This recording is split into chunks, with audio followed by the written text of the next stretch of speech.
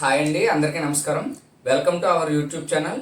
ఈరోజు మనం వీడియోలో ఎస్ఐఆర్ స్పెషల్ ఇంటెన్సివ్ రివిజన్ గురించి పూర్తిగా తెలుసుకుందాం. సో తెలుసుకునే ముందు అసలు ఈ వీడియోలో ఏం డిస్కస్ చేద్దాం చూద్దాం. సో ఎవరు కూడా వీడియో స్కిప్ చేయకుండా మొత్తం చూడండి. ముఖ్యంగా బిఎల్ఓలు అయితే కనుక పూర్తిగా ఈ వీడియో చూడండి. మీకు ఇది ఫీల్డ్లో ఎంతో కొంత ఉపయోగపడుతుందని ఆశిస్తున్నాం. వీడియోలో మనం ఎస్ఆర్ యొక్క ప్రధాన ఉద్దేశం ఏంటి, అసలు ఎస్ఐఆర్ అనేది ఎందుకు తీసుకొచ్చారు, ఈ ఎస్ఐఆర్ అనేది ఇదే మొదటిసారా లేదా ఇది వరకే ఏమైనా జరిగిందా, ఎస్ఐఆర్ మీద ఉన్న అపోహలు ఏంటి అనేది బేసిక్ ఇంట్రడక్షన్ చూద్దాం. తర్వాత వచ్చేసి ఎస్ఐఆర్లో ఉండే ప్రధాన ఘట్టాలు ఏంటి, అంటే ఏమేమి చెయ్యాలి, ఏంటి ప్రాసెస్ ఏంటి అనేది. తదుపరి ఫీల్డ్ లెవెల్లో ఆఫ్లైన్లో ఏ విధంగా ఫామ్ అనేది ఫిల్ చేయాలి, ఏ విధంగా చూడాలి, ఒకవేళ ఓటర్ మనకి అందుబాటులో లేకపోతే ఏం చేయాలి, అలాగే ఫైనల్గా యాప్ మాడ్యూల్లో ఏమేమి మాడ్యూల్స్ ఇస్తారు, దాన్ని ఏ విధంగా మనం ఆఫ్లైన్లో కలెక్ట్ చేసిన ఫామ్స్ని ఏ విధంగా సబ్మిట్ చేయాలి, అలాగే ఈ ప్రీ యాక్టివిటీస్ ఆఫ్ ఎస్ఐఆర్ అంటారు. ప్రీ యాక్టివిటీస్ అంటే మ్యాపింగ్ విధానం ఎన్ని రకాలు, అసలు ఇప్పటి వరకు మ్యాపింగ్ ప్రక్రియ ఏమేమి జరిగింది, ఎలా జరిగింది, ఇప్పుడు ఆ మ్యాపింగ్ని బేస్ చేసుకున్న తర్వాత ఎన్యూమరేషన్ ఫామ్స్ ఫిల్ చేసేటప్పుడు మనకి ఏ విధంగా అవి ఉపయోగపడతాయి, ఏ విధంగా యాప్లో చేయాలి ఏంటి అనేది పూర్తి వివరాలు మనం ఈ ఎస్ఐఆర్ గైడ్లో పూర్తిగా చూద్దాం.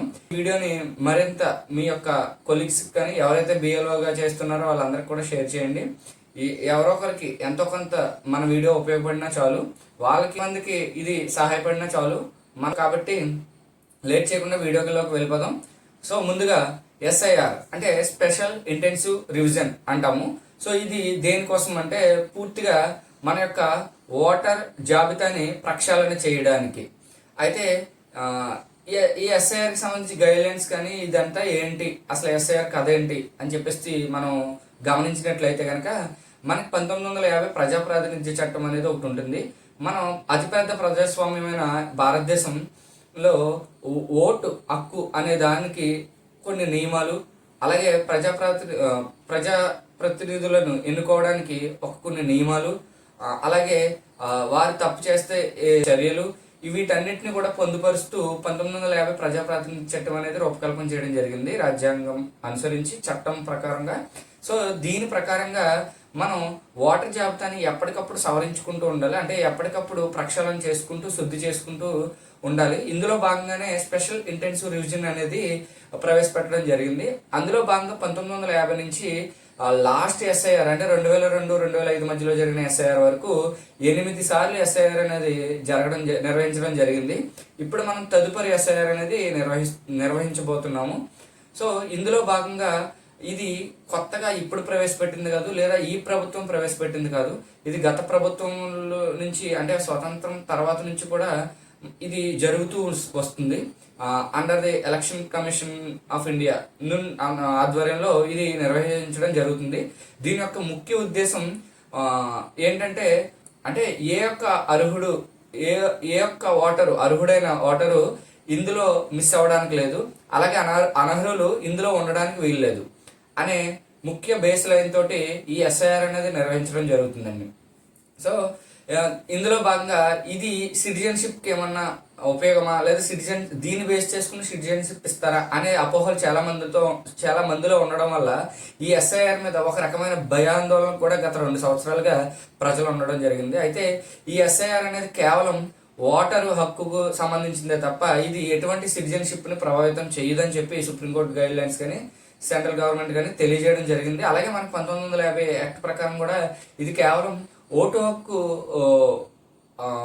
సంబంధించిన దానికే ఇది ముఖ్యంగా దీన్ని బేస్ అవుతుంది. ఈ ఓటు హక్కు లేదు కదా అని చెప్పి, అంటే ఈ ఎస్ఐఆర్లో పేరు లేదు కదా కాబట్టి వీరు భారతీయులు కాదు అనేది కూడా దీని ప్రకారం చెల్లదండి. ఎందుకంటే ఓటు హక్కు లేకపోతే కనుక ఏదైనా కారణాల వల్ల తొలగించబడినా మళ్ళీ మీరు అప్లై చేసుకుని మళ్ళీ బిఎల్ఓ ద్వారా అధికారిక పత్రాలు సమర్పించి ప్రూఫ్స్ అనేవి సబ్మిట్ చేసి మళ్ళీ మీ ఓటు హక్కు అనేది తెచ్చుకోవచ్చు. సో ఇందులో ఎటువంటి భయాందోళనకు కావాల్సిన అవసరం లేదు. కాకపోతే ఇన్ కేస్ ఏదైనా కారణం వల్ల మైగ్రేటెడ్ అనే డెత్ అను ఏదైనా ఒకవేళ పోయినా కూడా, అంటే ఈ డ్రాఫ్ట్ లిస్ట్లో మీ పేరు కోల్పోయినా కూడా మీకు మళ్ళా అభ్యంతరాలకి గడువు ఉంటుంది, 30 రోజులు గడువు ఉంటుంది. సో ఆ 30 రోజుల్లో మీరు అభ్యంతరాలు తెలుపుకోవచ్చు. మనకు సంబంధిత గ్రామ పంచాయతీలో కానీ, స్వర్ణ వార్డులో కానీ, ఆఫీసుల్లో బిఎల్ఓ ఆఫీసులో పిఎస్ అంటే ఏవైతే పోలింగ్ స్టేషన్ ఉందో అక్కడ కూడా ఈ డ్రాఫ్ట్ని ప్రచురించడం జరుగుతుంది. ఆ ప్రచురించిన తర్వాత దాన్ని బేస్ చేసుకుని క్లెయిమ్స్ ఏమన్నా ఉంటే, అభ్యంతరాలు ఉంటే తీసుకోవడం జరుగుతుంది 30 రోజుల పాటు. సో ఆ 30 రోజుల్లో వెరిఫికేషన్ రీవెరిఫికేషన్ చేసి సంబంధిత పత్రాలన్నీ మీ దగ్గర పెట్టుకుంటే కనుక మీ ఓటు అనేది పోవడం జరగదు. కాబట్టి సిటిజన్స్ దీని మీద ఎటువంటి భయాందోళన చెందన అవసరం లేదు. కాకపోతే ఈ రివిజన్ జరిగేటప్పుడు మీరు సహకరించడం వల్ల డ్రాఫ్ట్ అనేది పక్కాగా పర్ఫెక్ట్గా క్వాలిటీగా అనేది తయారవడం జరుగుతుంది. దానివల్ల ఎటువంటి ఇబ్బందులు లేకుండా ఒక రకమైన గందరగోళానికి గురవ్వకుండా ఉంటుంది. ఇదండి.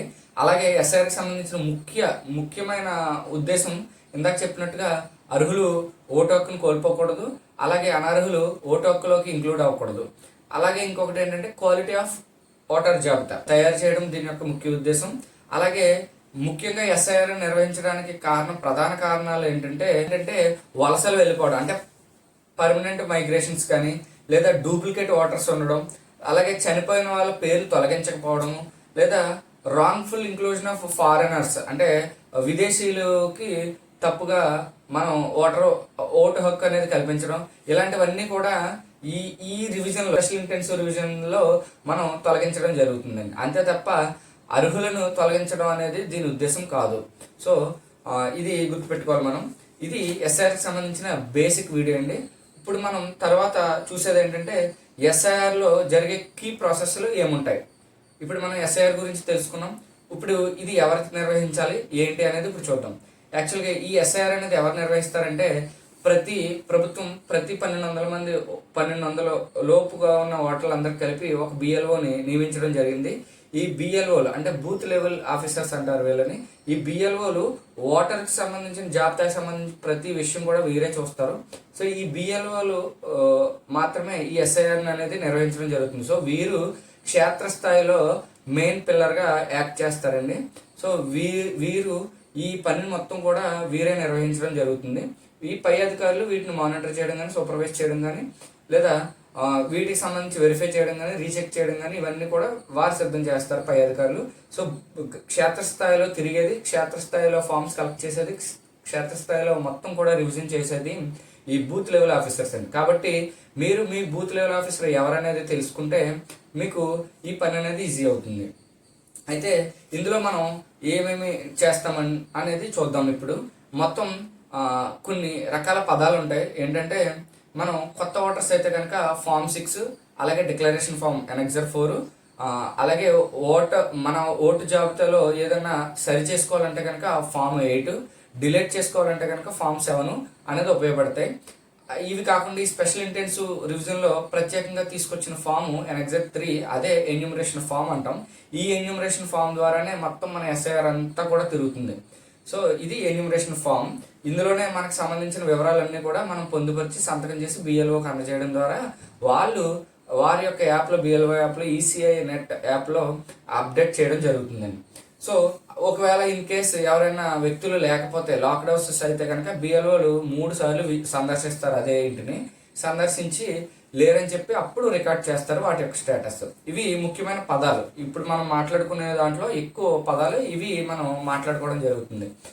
నెక్స్ట్ వచ్చేసరికి ఈ ఎస్ఐఆర్ యాక్టివిటీస్ ఎన్ని రకాలుగా జరుగుతుంది అనేది చూద్దాం. ఇప్పుడు ఈ ఎస్ఐఆర్ యాక్టివిటీస్ అనేది 3 రకాలుగా జరుగుతుంది. ఒకటి pre SIR, next draft SIR, తర్వాత పోస్ట్ డ్రాఫ్ట్ ఎస్ఐఆర్. ఈ 3 పద్ధతుల్లో జరుగుతుంది. ఇక్కడ మనం పొలిటికల్ పార్టీస్ కూడా ఇన్వాల్వ్మెంట్ ఉంటుంది. ఏ విధంగా అంటే ప్రతి పార్టీకి, ప్రతి గుర్తింపు పొందిన పార్టీకి కూడా వారి స్థాయిలో బిఎల్ఏలను నియమించుకోవడం అనేది జరుగుతుంది. అంటే బూత్ లెవెల్ ఏజెంట్స్ అంటారు వాటిని. సో ఆ బూత్ లెవెల్ ఏజెంట్స్ యొక్క సహకారంతో కూడా ఈ బిఎల్ఓలు ఈ వర్క్ అనేది నిర్వహించడం జరుగుతుంది. వారు ఎటువంటిని ప్రేరేపించలేరు, ఏ లిస్ట్ని కూడా వాళ్ళు ఏమి చేయలేరు. కాకపోతే వారు బిఎల్ఓలకి ప్రజలను, ఓటర్స్ను గుర్తించడానికి సహాయపడతా ఉంటారు. సో అది ఒకటి పొలిటికల్ పార్టీస్ యొక్క ఇన్వాల్వ్మెంట్ అంతవరకేనండి. అది కూడా బిఎల్ఏగా అధికారికంగా నియమించిన బిఎల్ఏలను మాత్రమే ఇందులో తీసుకోవడం జరుగుతుంది తప్ప మిగతా ఎవరిని కూడా ఎంకరేజ్ చేయడం ఉండదండి. సో పారదర్శకంగా చేయాలి బిఎల్ఓలందరూ. ఎటువంటి తప్పులకు తావు ఇవ్వకుండా, ఎటువంటి అనుమానాలకు తావు ఇవ్వకుండా ఈ ప్రక్రియను అనేది విజయవంతంగా పూర్తి చేయాలని. ఇప్పుడు మనం ఏం చేద్దామంటే ఇందాక చెప్పుకున్న మూడు స్టెప్స్ చెప్పాం కదండి. ఈ మూడిట్లో ముందుగా మనం ప్రీ ఎస్ఐఆర్ యాక్టివిటీస్ గురించి చూద్దామండి. ప్రీ ఎస్ఐఆర్ యాక్టివిటీస్ ఏంటంటే మ్యాపింగ్ ప్రక్రియ అంటాం దీన్ని. ఈ మ్యాపింగ్ ప్రక్రియ ఇప్పటికే చాలా మంది BLOలు పూర్తి చేసేసారు. మనకి అప్ టు జూన్ 14 వరకు ఈ ప్రీ ఎస్ఐఆర్ యాక్టివిటీస్ అనేవి జరుగుతాయి. ఇప్పుడు మనం ఒకసారి ఈ పూర్తిగా చెప్పే ముందు ఒకసారి షెడ్యూల్ అనేది చూద్దాం. షెడ్యూల్ అనేది చూసినట్లయితే కనుక ప్రీ ఎస్ఐఆర్ యాక్టివిటీస్ అనేది మనకి జూన్ 14 వరకు జరుగుతుంది ఆంధ్రప్రదేశ్లో. జూన్ 15 నుంచి జూలై 14 వరకు ఎస్ఐఆర్ యాక్టివిటీస్ జరుగుతాయి. అంటే డ్రాఫ్ట్ సంబంధించిన ఫీల్డ్ యాక్టివిటీస్ అనేది జరుగుతుంది. తర్వాత జూలై 14 తోటి ఈ ఫీల్డ్ కి సంబంధించిన ఎన్యూమరేషన్ ఫార్మ్స్ కలెక్షన్, అప్డేషన్ ఇవన్నీ పూర్తయిన తర్వాత మనకి జూలై 21వ తారీఖున ఈ డ్రాఫ్ట్ అనేది పబ్లిష్ చేయడం జరుగుతుంది. ఈ డ్రాఫ్ట్ ను పబ్లిష్ చేసిన తర్వాత మనకి అబ్జెక్షన్స్ ఏమైనా ఉంటే కనుక జూలై 21 నుంచి ఆగస్ట్ 20 వరకు కూడా జరుగుతుంది. దీన్నే నోటీసుల దశ, అంటే నోటీస్ పీరియడ్ అంటాము. సో ఏమైనా ఉంటే కనుక అప్పుడు నోటీసులు సర్వ్ చేసి రీవెరిఫై చేయడం జరుగుతుంది. తర్వాత క్లెయిమ్లు, అభ్యంతరాల పరిష్కారం అనేది జూలై 21 నుంచి సెప్టెంబర్ 18 వరకు కూడా జరుగుతుందండి. సో సెప్టెంబర్ 18 వరకు కూడా ఈ యొక్క వెరిఫికేషన్ ఇవన్నీ జరిగిన తర్వాత ఫైనల్ డ్రాఫ్ట్ అంటే ఫైనల్ ఓటర్స్ లిస్ట్ అనేది సెప్టెంబర్ 22న ప్రచురించడం జరుగుతుందండి. ఇది ఎస్ఐఆర్కి సంబంధించిన పూర్తి షెడ్యూల్ అండి. ఇప్పుడు ఈ వీడియోలో మనం ఎస్ఐఆర్కి సంబంధించిన బ్రీఫ్ ఇంట్రడక్షన్, అలాగే ఏమేమి జరుగుతాయి, ఏమేమి ఫామ్స్ ఉంటాయి, ఏంటి అనేది షెడ్యూలు, టైం లైన్ మొత్తం అంతా తెలుసుకోవడం జరిగిందండి. తదుపరి వీడియోలో మనం ప్రీ ఎస్ఐఆర్ యాక్టివిటీస్ అయిన మ్యాపింగ్ సంబంధించిన విషయాలు, అలాగే ఎస్ఐఆర్ యాక్టివిటీస్ మేజర్గా ఇంటింటి సందర్శన ఏ విధంగా చేయాలి, ఫామ్స్ ఎలా కలెక్ట్ చేయాలి, ఆన్లైన్లో ECI నెట్ యాప్ ఏ విధంగా వాడాలి, అందులో ఉన్న మాడ్యూల్స్ ఏంటనేది వివరంగా తర్వాత వీడియోలో చూద్దామండి. తప్పకుండా ఛానల్ సబ్స్క్రైబ్ చేయండి. అలాగే నోటిఫికేషన్ సింబల్ను క్లిక్ చేసి పక్కన ఉన్న గంట సింబల్ను క్లిక్ చేయండి. తద్వారా మేము వీడియో పోస్ట్ చేయగానే మీకు నేరుగా మీ మొబైల్కి వీడియో రావడం జరుగుతుందండి. థ్యాంక్ యూ అండి అందరికీ.